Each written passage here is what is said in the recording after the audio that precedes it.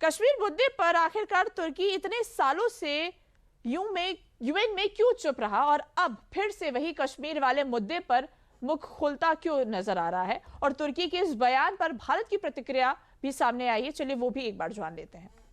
तो देखिए, तुर्की का वही पुराना राग, भारत ने भी अपनी जो आपत्ति है वो जताई है। इससे पहले भी कई बार तुर्की यूएन के मंच पर कश्मीर का मुद्दा उठा चुकी है। पिछले साल ब्रिक्स में शामिल होने की इच्छा से तुर्की ने कश्मीर मुद्दे पर कुछ नहीं बोला, क्योंकि भारत ब्रिक्स का अभिन्न अंग है और मजबूत पार्टनर भी है।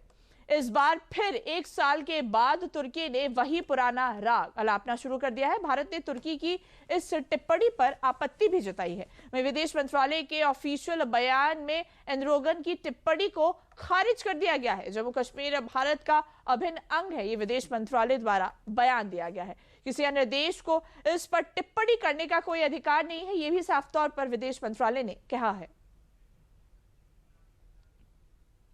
Esteemed friends, in South Asia, we consider the preservation of peace and stability to be of utmost importance. We are pleased with the ceasefire achieved following the tensions last April between Pakistan and India, the tension which had escalated into a conflict. It is important to see a cooperation between the two countries when it comes to counterterrorism. The issue of Kashmir should be resolved on the basis of resolutions of the UN for the best for our brothers and sisters in Kashmir through dialogue, we hope.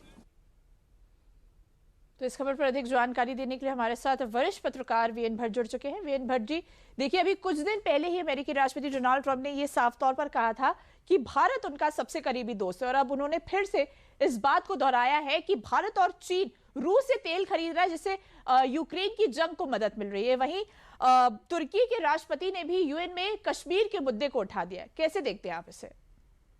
Trump ने अपनी बात में नई बात जोड़ी है कि NATO देश यानी पश्चिम यूरोप के देश भी गैस और ऑयल रशिया से खरीद रहे हैं। उन्होंने ये भी कहा है कि हम अपने ही खिलाफ अपने जंग को फाइनेंस कर रहे हैं। वास्तव में ट्रंप की एक चीज है जो भारत और चाइना के ऊपर वो यूक्रेन वॉर का ठीकरा फोड़ रहे हैं। जनवरी 20 को राष्ट्रपति बनने के बाद उन्होंने 24 से 32 घंटे में इस जंग को समाप्त करने की घोषणा की थी। 8 महीने पूरे हो चुके हैं। अभी यूक्रेन रूस वॉर को समाप्त होने के कहीं कोई आसार नहीं दिख रहे हैं, और उनकी असली खींच भारत के साथ है कि भारत उनकी कोई बात मानने को तैयार नहीं है। और ये $2,500 पर कैपिटा इनकम का देश है, लेकिन इसका व्यवहार तो ऐसे है जैसे इसकी per capita income $40,000 per annum हो। तो ट्रंप की ये चीज है कि भारत अपनी जो सामरिक जो स्वतंत्रता है, जो स्ट्रेटेजिक ऑटोनॉमी की नीति पर कायम है, और उनकी बात नहीं सुन रहा है। और अगर हल्के शब्दों में कहूं तो ट्रंप को यह भी शिकायत है कि भारत उनका भुट्टा नहीं खरीद रहा, हमारा जो उनका मक्का नहीं खरीद रहा, ये भी उनको शिकायत है। उनके कॉमर्स सेक्रेटरी ने कहा है कि इतना बड़ा देश है, 140 करोड़ की आबादी का देश है, लेकिन वो हमारा मक्का नहीं खरीद सकते। तो ट्रंप की जो बौखलाहट है और जो एक तरीके मैं कहूंगा जो उनकी एक खिसियाहट है अपनी असफलता को लेकर के, वो कल यूएन जनरल असेंबली में दिखाई पड़ी। और उन्होंने एक नई बात केवल यही की कि उन्होंने वेस्टर्न यूरोप यानी नेटो देशों को भी इसके लिए बराबर का जिम्मेदार ठहराया, भारत और चीन के बाद। बिल्कुल, कहीं ना कहीं वीएन भट्ट जी, देखा जाए तो अमेरिकी राष्ट्रपति डोनाल्ड ट्रंप अपनी ही बातों में उलटफेर कर रहे हैं। पहले तो वो भारत से अपनी दोस्ती को बढ़ाने की बात कर रहे थे, और इस तरह उन्होंने यूएन के मंच में फिर से भारत और चीन की बात रख दी है। कहीं ना कहीं वो अपने ही बयानों में फंसते हुए नजर आ रहे हैं। वीएन भट्ट जी, तमाम जानकारियों के लिए आपका बहुत बहुत धन्यवाद।